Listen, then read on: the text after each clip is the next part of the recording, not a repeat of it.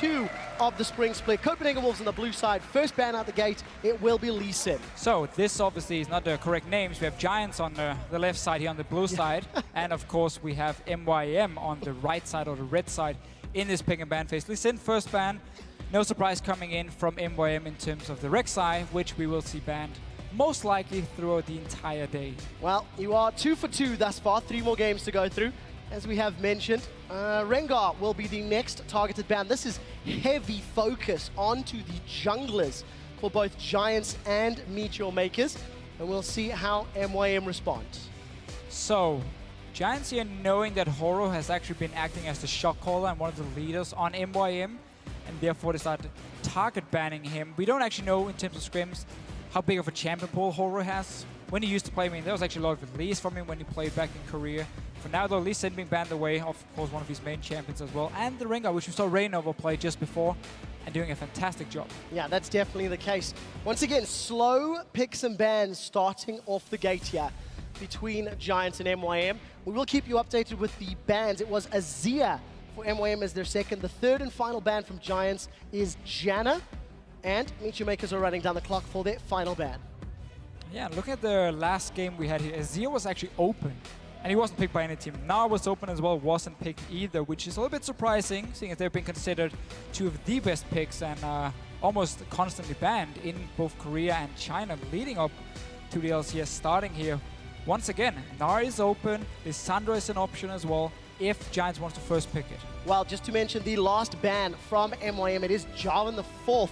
So you'll see that updating in a moment. Rek'Sai, Jarvan, and Azir taken off the table. My question to you is, the power pony of Hecarim going to see the light of day? Is Elise going to see the light of day? With so many jungle bans, who are Horo and Frederick going to pull out the gates? Evelyn's had some changes on this patch as well. I think you have to ask the question, who are they going to pick? It's a first pick Thresh for Giants. Once again, time is being run down. Okay, so Giants here aiming for the second, we can say, tier 1 support in Thresh, with Janna being banned away by them, and also trying to target towards Nisbet, who is, once again, his solo queue support has been picked up by MYM here, and is actually playing his very first professional game on the stage in our new studio here in Berlin. So they want to target both towards Horo and Nisbet, and therefore also first picking Thresh, even though there's so many good options. Again, Gnar, Lissandra, whatever you want for the top lane here, it's up to MYM to choose. You need something where Mima he can carry, that's for sure. And also you need to make sure Blizzard gets on a comfort pick. Ahri would be one of them. He's an assassin player, Ahri Zed, that's the stuff he likes. Well, we'll see what he can eventually get locked down. We're looking at the Giants coach for the time being. That is Lozark, helping out the team during picks and bans. You can hear them talking. You could argue longer picks and bans because of the involvement in coaches. Every time the cameras cut to them, these guys are talking away, communicating with their teams. You touched on the fact that the Thresh locked in by Rydell on the side of Giants is not only taking that from Nisbet, but Rydell is a little bit of a one-trick pony. He's played an excessive amount of Thresh, by far his most played, and in my opinion, by far his best champion. Yeah, so that's a good sign for Giants. Sure it is, but by first picking here, you really also show to teams in the next few weeks or the next few games that, hey, we really need this Thresh lock in here for our supports. We want to first pick it despite other picks being open. I mean, you end up giving Sivir over to MYM. We saw what Steelback did in the last game. It's been one of the best AD carries because of your ulti. It's so strong in creating these team fights here, and your laning phase against the likes of a Corki is just fine because you can just push it up again and again and again. Yes, you lose one-on-one to Graves, but if you just play a little bit passive and just sit back farming, it's okay, and you then focus on these mid-game into late-game teamfights with your ulti instead. Well, we'll find out what they decide to do. As you mentioned, Graves locked in, along with that Elise for Frederick. So with so many junglers taken off the table, Matakan is busy talking to his squad, and that is an Olaf locked in. A little bit of a dance on the side of MeetYourMakers. Okay. And that is going to be a return of the Viking. So Horo dancing around a little bit. So should be his jungle pick then. It is still actually a flex pick. He can go to the top lane from Weimar, not something we have seen in a long time. Same can of course be said for the jungler. Remember, you do get more gold here on 5.1. So playing more of a late game jungle carry could actually pay off as long as he can power farm the jungle and still stay relevant in early mid game in terms of like pressure on the map. Well, a lot of pressure then onto Horo's shoulders. We know that he's picked up the role of shot caller on the side of MYM. We did see that Nami locked in to round out your AD carry support comp. Yeah, and also both Sivir and Nami able to speed up the Olaf here in these team fights to make sure he can just go crazy, get onto the enemy backline here and start wrecking faces. Well, mobility is the name of the game for MeetYourMakers. 20 seconds left on the clock for Giants. They need to round out their team composition. They've got the ability to find picks with Elise and with Thresh and the burst damage that Graves is going to put down. The question is, how do they round out their team composition? With LeBlanc, you feel like Giants is going towards a fairly heavy pick style of team comp. Werlib is going to pull out the Jax, and I'm going to say it right now, challenger player top laners have not impressed me with Jax either. And we did see Werlib sort of flirting with the champion over the last few months, but that's going to give you some late game safety as well, if Giants can get him there. And it's going to give you some split pushing, and also the option of doing a two-man Baron in the game here fairly early on with Elise and Jax together. If they can try and sneak it here, the Baron is a bit weaker. But yeah, very pick-focused from Giants, and then you have the split pushing coming in from the Jax. Can even go into a 1-3-1 with the LeBlanc, pushing and just having Graves sitting in this mid lane here. So definitely is setting up to try and make sure Werlib can get going on this Jax here, because there's still a counter pick left for MYM on this side, and obviously Olaf we expect is to go into the jungle, meaning Mimir pick whatever he wants for this top lane into Jax and Renekton. That wouldn't be bad. Yeah, and I do want to expand on the fact that it is Mimir, of course, once again in that top lane, arguably the best top laner of the summer split from 2014. He put up him and Freddy up there fantastic performances throughout the split. I agree with you there, Freddy as well. And of course, Renekton has received some changes in 5.1. We'll see if he can get rewarded for all of that aggressive champion-based play.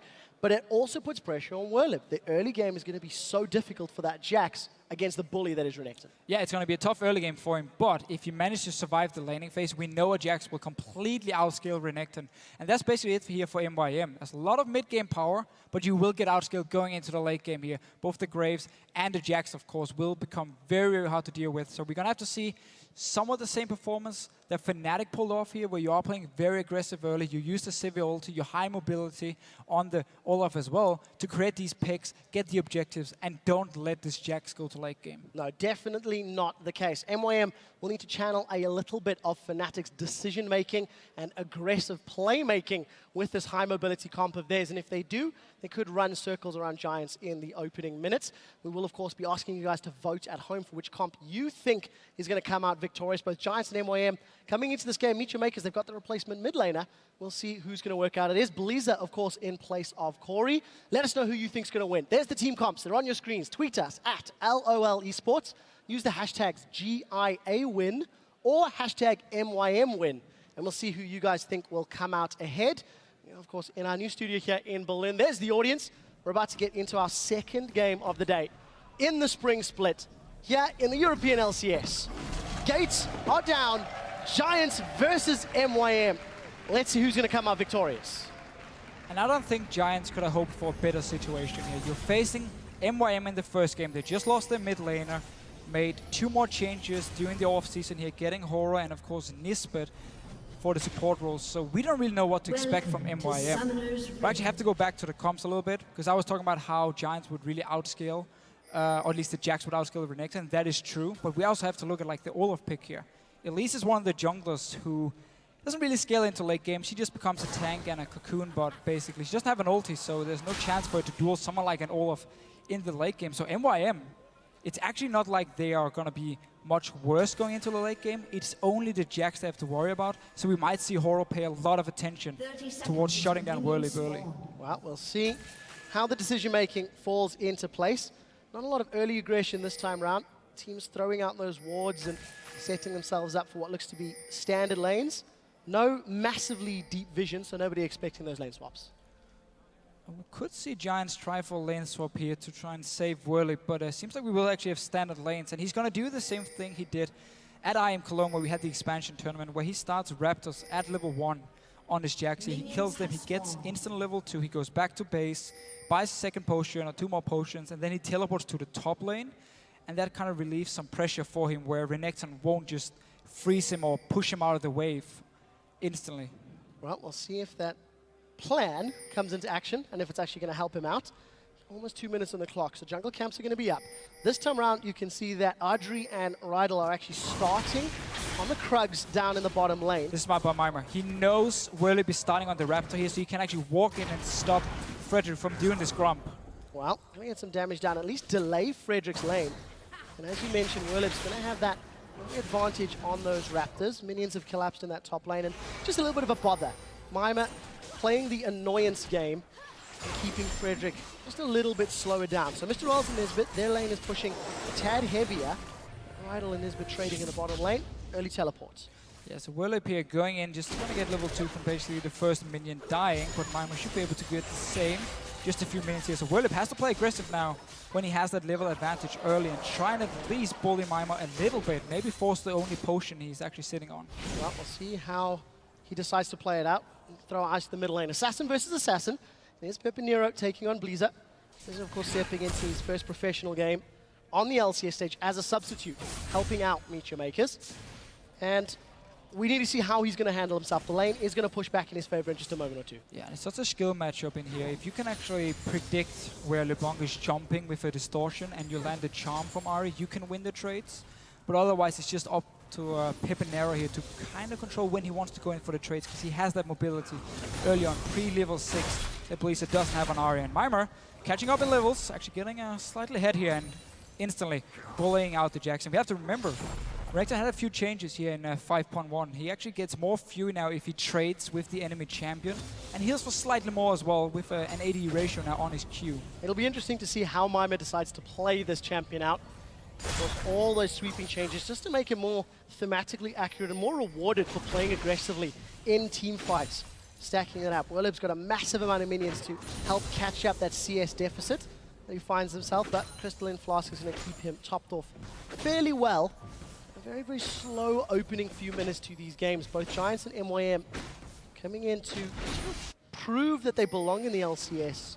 MYM, the former Super Hot crew, you know, they had moments of brilliance last year, but truthfully, they never really reached what felt like their full potential. They always started rolling and had a slew of problems to deal with as the year progressed. Yeah, but they've just never been a stable lineup, a stable team, because support changes constantly. I mean, Mr. Rales has been switching through supports from Mixer in the very start, and Rigo Fela came in, Kasing was there, now it's Nisbet, of course, playing, so he never really found the right support. And let's see here, Frederick coming towards the top lane.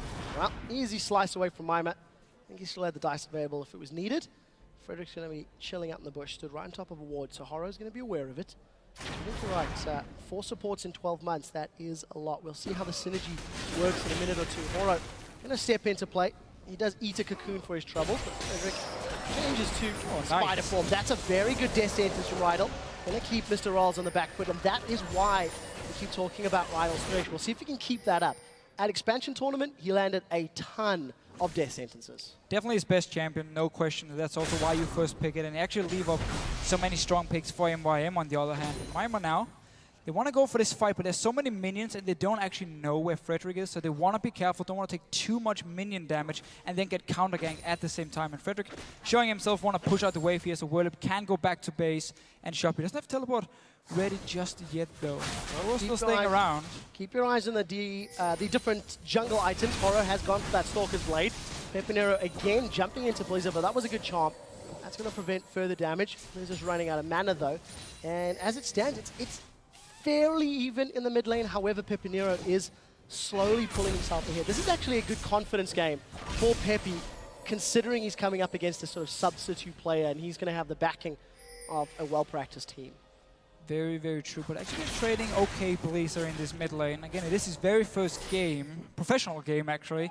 And now even here, Danish pride holding studio there to Fisher. Well, we're going to have to wait and see how he performs. Oh, you can't jump on a bandwagon, come on. You're either proud or you're not. That's what I did with Björksen. I didn't support him in the start, but then it turned out to be really good. Yeah, I remember the quote. It was, it was quite famous around these parts. He had that one coming. Yeah, well, he definitely shone once he eventually joined the LCS. Giants and MYM continue to just stick in their lanes.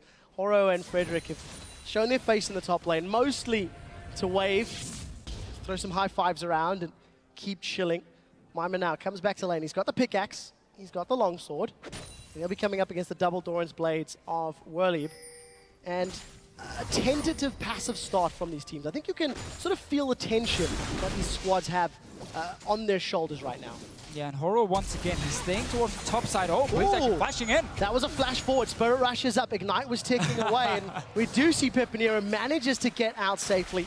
Gonna have the support of Frederick alongside him, but aggressive play by Blizzard here. He gets control, but he loses absolutely everything. He loses everything, and Pepinero keeping it very, very cool. No flashing here, just distortion away, jump back again, and juke him around here. So definitely a small win for Pepinero in this mid lane. And instantly as MYM, they want to take control of this top side of the map because they want Horo to be able to run to the top side and dive onto Whirlip if he's pushed down to his tower. And that's also why Giants instantly respond, try and clear out the pink wards and make sure they can always see where Horo is going.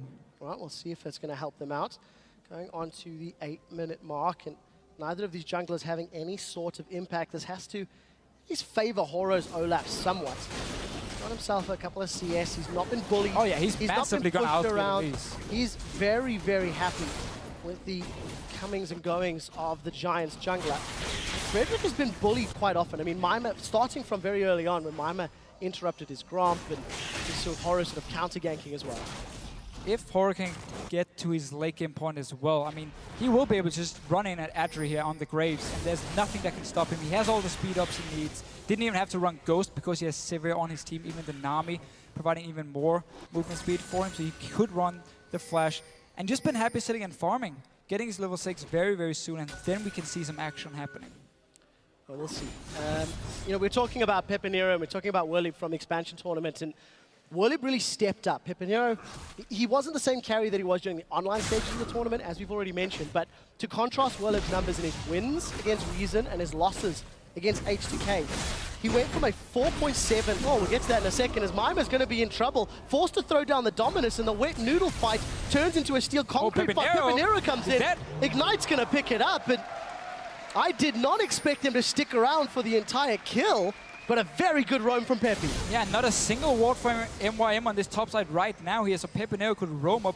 Blazer isn't even able to push it down in time, so Pepinero losing nothing in the mid lane and getting a first spot on this top side here. Very nice setup and a lack of wards from MYM. You should never be able to just roam freely from this mid lane to the top side. Mima had no idea what's happening. He was staying around trying to trade. Especially in a lane matchup where you know that Jax is going to be receiving some help. Jax is always going to have a couple of buddies tapping him on the shoulder.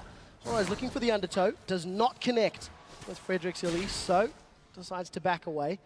And we'll quickly go back to the story time. Whirlip in his wins against Reason, 4.7 KDA. Whirlip in his losses against H2K at LAN, 0.7. So it really was day and night when he was coming up against a weaker top laner than when he was coming up against a stronger top laner, that being Oda One-Man. But that's also Giants knowing once they have the lead how to actually snowball the game. That's what we saw in the expansion tournament. That's why you get a great KD as well. For now, they started the Dragon here. Mimar has no teleport just yet. Whirlip actually ran all the way from base, so he can now teleport back up, pick up all the farm. Nice little setup. Once again, no wards from MYM. And they're just letting Giants move around the map. Massive burst from Pepe. He's stamping authority on this matchup. He's grown the CS to nearly 20, continually keeping Blizz on the back foot. No flash available for Ari yet. Going to be relying on that Spirit Rush of hers to stay alive. There's, of course, Challenger Ari that is available for a short time. So, top lane, let's see if this wet noodle fight goes anywhere.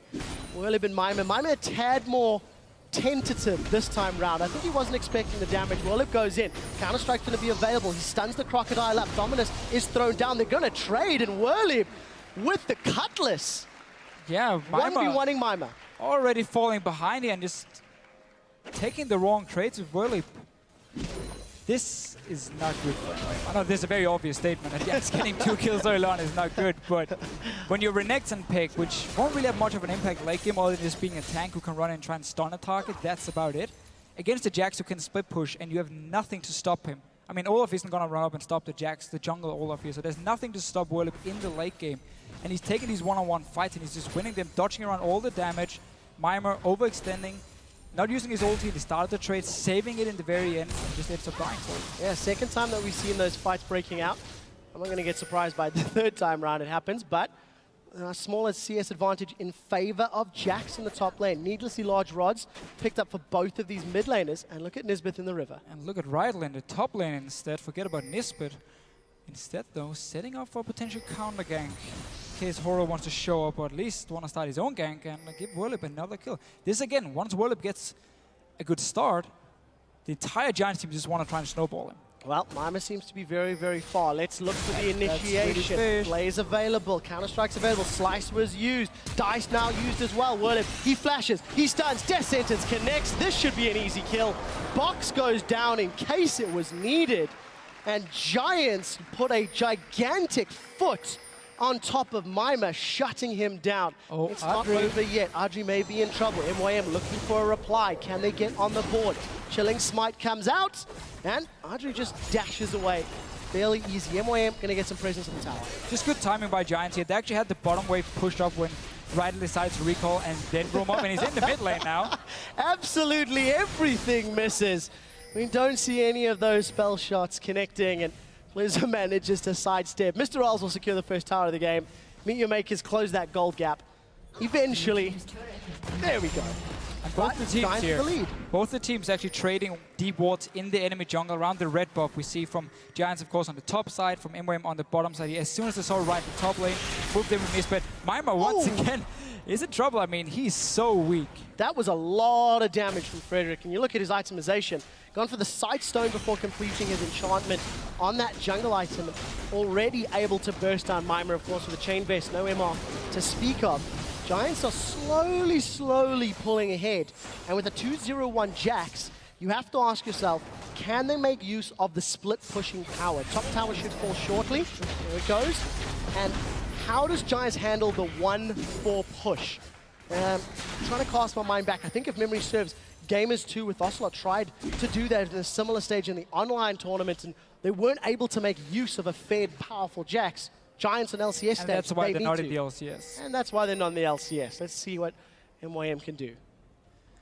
Right for now, he knows something is wrong here. Oh, he might end up dying. Oh, this is scary. He does get the flay down. He was way out of position, but look at the rest of Giants. They're going to get some positioning on this mid tower. Trading a support for a tower, I think that's a fair trade at the end of the day. Giants will be happy with the global goals. The Giants always just one step ahead here, moving in onto Blizzard. Oh, Pepper flashes for that one. The root goes down. We see the spider come in, sinks the bangs, and that's a kill. Adri from downtown with collateral damage. Red buff, the Brambleback still bashing away the back line. Here comes Werlip. Exhaust is out, but he doesn't have the support to these team members, and it's a kill. The Charm connects, and I think that's going to be them. Finishing out was the Cocoon. Oh, the red buff is not done. Oh, red buff still not done. Werlip has got the help of the minions. Hops over the wall, and Peppy gonna play very cheeky. Dashes in and out. Giants 4 kills to 1, and they got the mid tower. But again, this is Giants who wants to get the early lead. Oh, Nisbet! Oh, does manage to bounce backwards. Nisbet survives. Pepinero couldn't really get the last part of his combo onto him and try and pop him there with the early DFG being built. From a fairly easy laning phase, to be honest. And that's what you can do if you don't feel pressured at all in the laning phase. You can just instantly rush a DFG. No need for anything or anything in Pepinero's case here. But Giants, once they have the lead, you constantly see how they want to go into the enemy jungle, put up the wards, take the fight. Ryden knew, okay, there's a high chance we're going to die for face check. But at least then we can take a mid tower instead. And that's what happened. And then the rest of Giants just walked back in. They weren't done yet. Constantly pushing it. Putting all the focus on the top side as well, because the Jax is so far ahead that you can have the D-board there and you can have him join the fight. Well, we'll see how Giants decide to play the rest of the game out. Coordinated resource management. 1 kill for a tower, 1 death for a tower. Definitely works in your favor. Dragon was secured by Giants first a few minutes ago, and it's about to respawn in 20 seconds. There's no vision in that area, really, for either team. A few lone wards by MYM, but it's not the greatest coverage.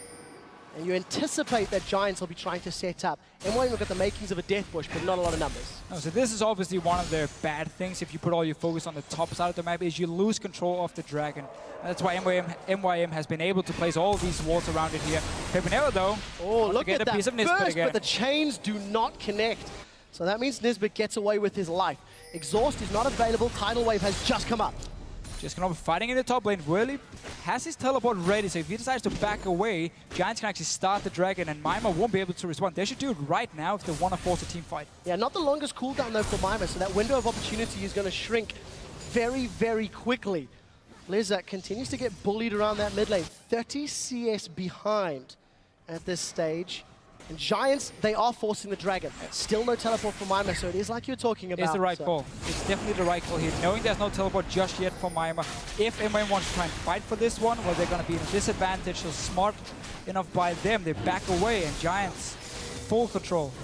Well, let's see how it works out for them. In the middle lane, Whirlip, 1 versus 3. He's got the support of Pepinero. We do hear the Ragnarok from Horo. First kill secured. It is Nisbet going down.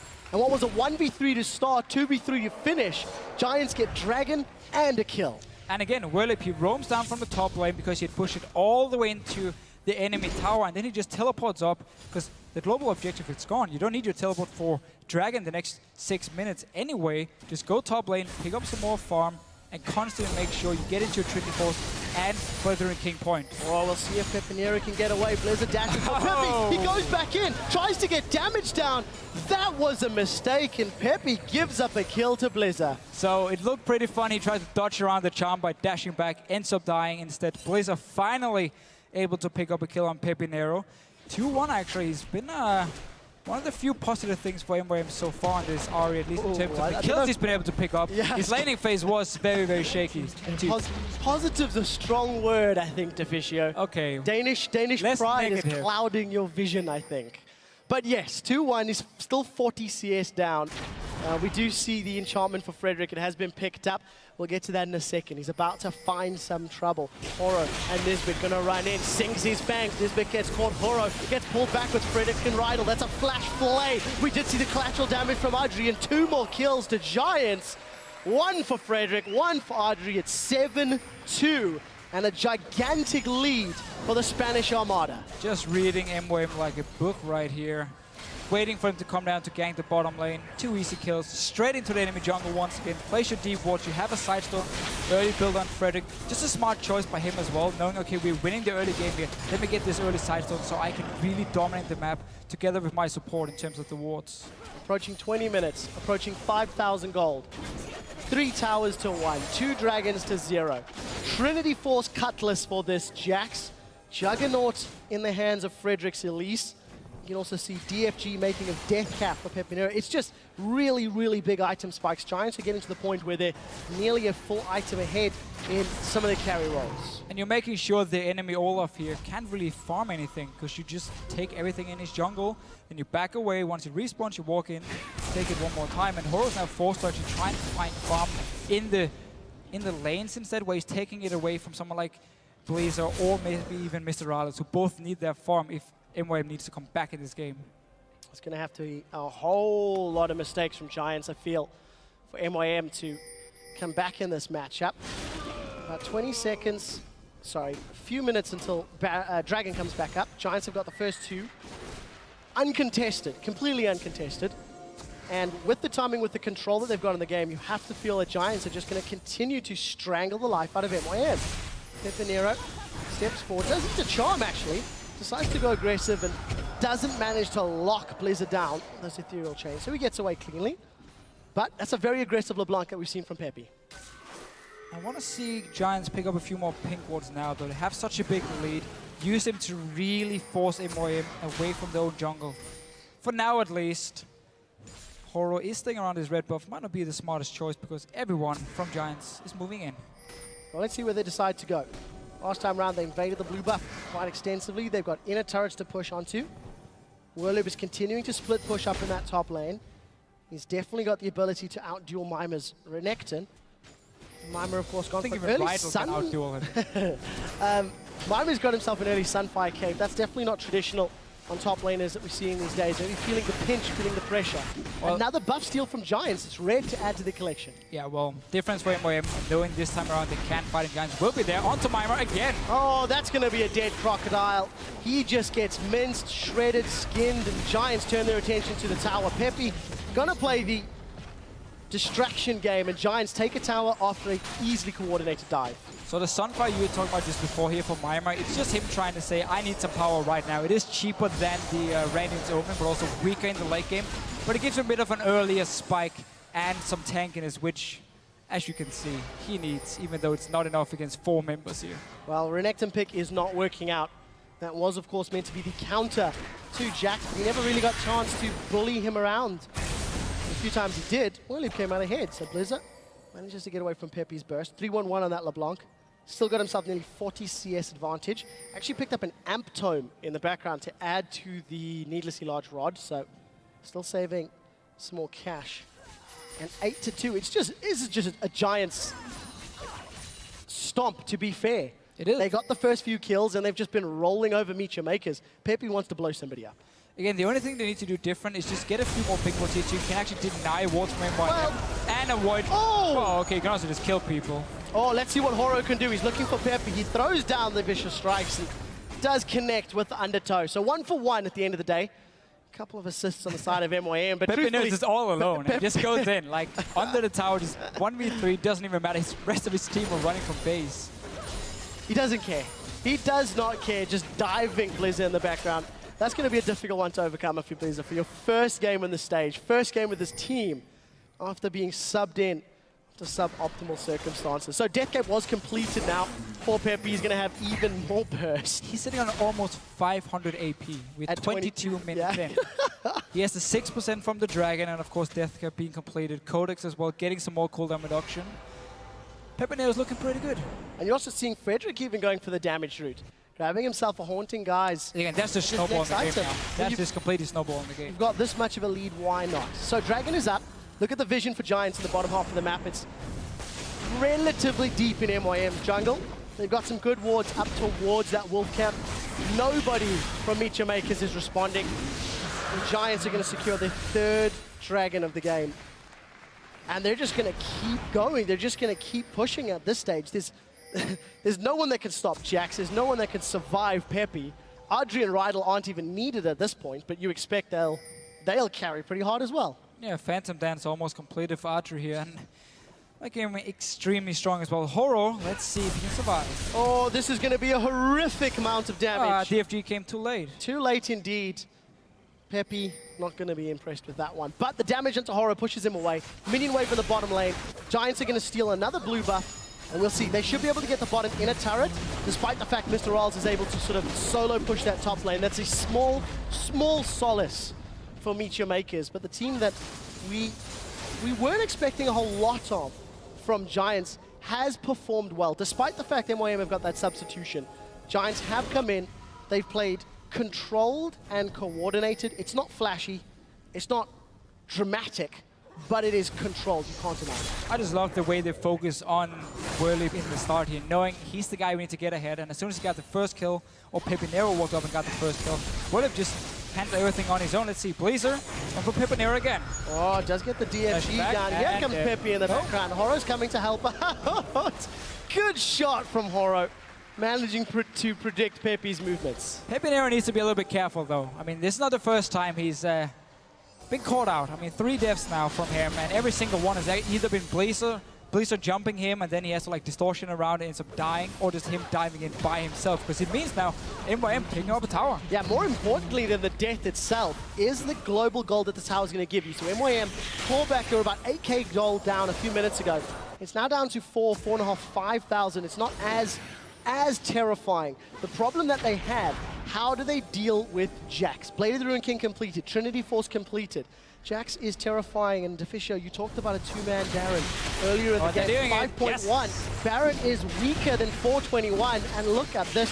They've got the whole team there. This is going to go quickly, but Horo is nearby. There's no flash available. This is going to need to be a godlike steal. Let's see if he can get the undertow out. 500 and 2 simple. Giants sneak the Baron at 25 minutes. I really like this play here. They see MYM pushing down the mid lane, and then all 4 members after killing the tower walk to the bottom side of the map, and instantly Giants, 2 pink wards, walk straight to Baron. You know you have the Jax with Blade, you have the Elise as well, and you just start it. You don't even care, you don't think, you just go for it, and it works. And Horo staying alive. Oh, look at the damage in Horo. They've got Blizzard. He's now dead. The tower will fall in a second, as it does the rest of Giants continue to push. Remember, they've got Baron buff, so their minions are going to be super effective. Frederick lands a cocoon into Nisbet in the background. We do hear Siv's ultimate get thrown down, but it's not going to be enough for MYM to do anything but defend their tower.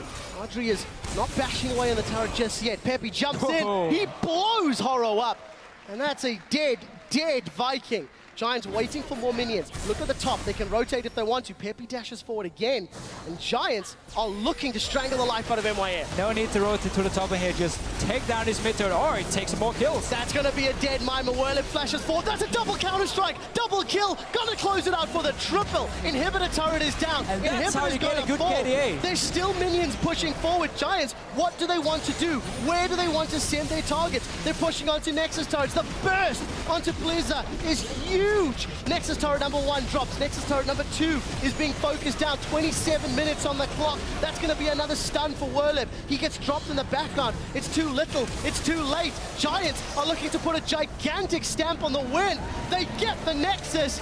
They win their first game of the European LCS. And what a game. Such a good performance here. Knowing from the start, okay, we're going to camp top lane. We're going to help out Jax here.